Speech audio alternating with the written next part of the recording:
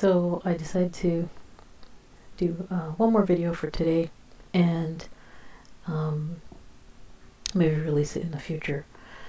And I decided to share one of the slides from the seminar that I really thought was important, because everybody's coming across their developer job search from different angles. Some people are coming from college, some people are coming from boot camp, some people have been searching for months and months and months, and sometimes even years, and some people have just started. So one of the things that's important is the right attitude, and it can be likened to the example of two families. Like, one family is living in public housing, and it's pouring rain outside. Pouring rain, downpour. They got pots and pans and buckets catching all the leaks that are coming in through the roof. And another family next door, living in the same public housing, they're doing the same thing. They got leaks coming through. They got buckets going. The bed, the books, papers are getting wet. It's a mess, and it's nighttime. They can't get a hold of the super. One family, the first family, is laughing and, "Hey, toss me that pot." "Okay, here it goes. I got it. Thanks." "Hey, you got a bucket?" "No, use this trash can." "Okay." And they're all laughing and having a good time, even though it's not the best situation. The other family, they're kind of miserable and like, can't believe this is happening again. We complained about it so many times. The difference in how they cope with the situation is the first family, that's kind of jokey and able to laugh about it, they can see the deadline because they just got mail that they're approved for moving into a newer public housing unit. The other family, no, they have no idea what's going on. Maybe they're on a waiting list. They don't know what number they are. They don't know how long their pain is going to last of their situation. So the mindset really makes a huge difference. And I just made this slide because some people, like, if you're looking at this, you might see it as a cylinder from one angle. Another angle, you might see it as a circle. And another angle, you might see it as a rectangle.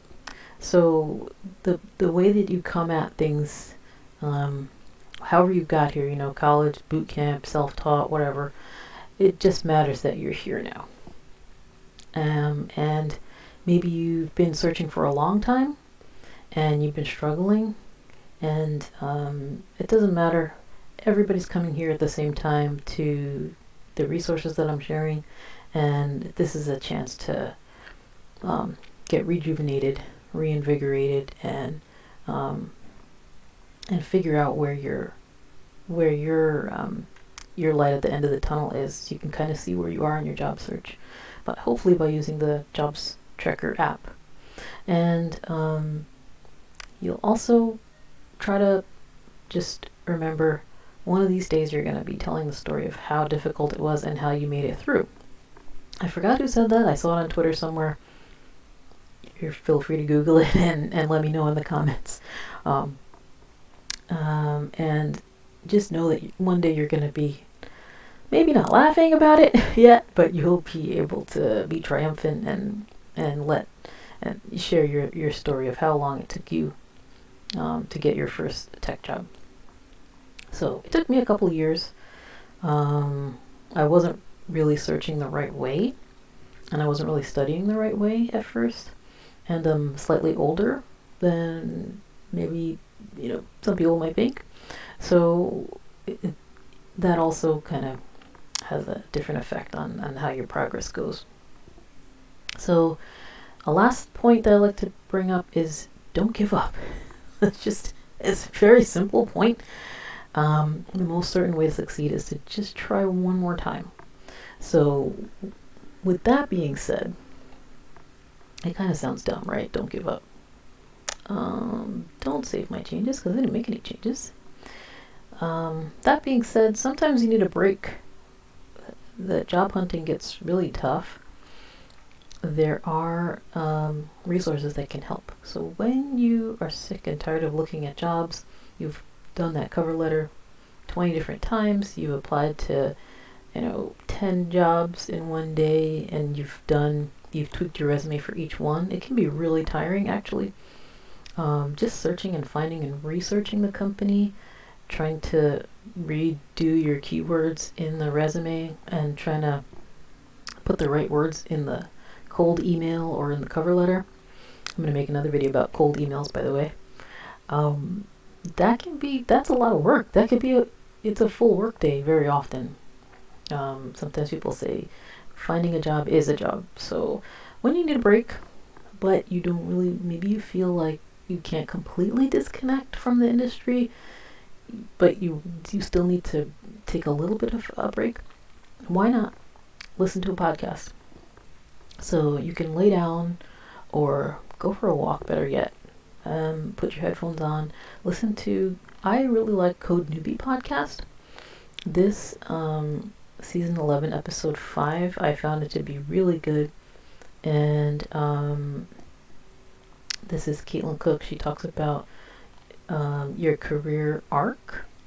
There was another one where they had, I believe it was the CEO of I think it was Juno.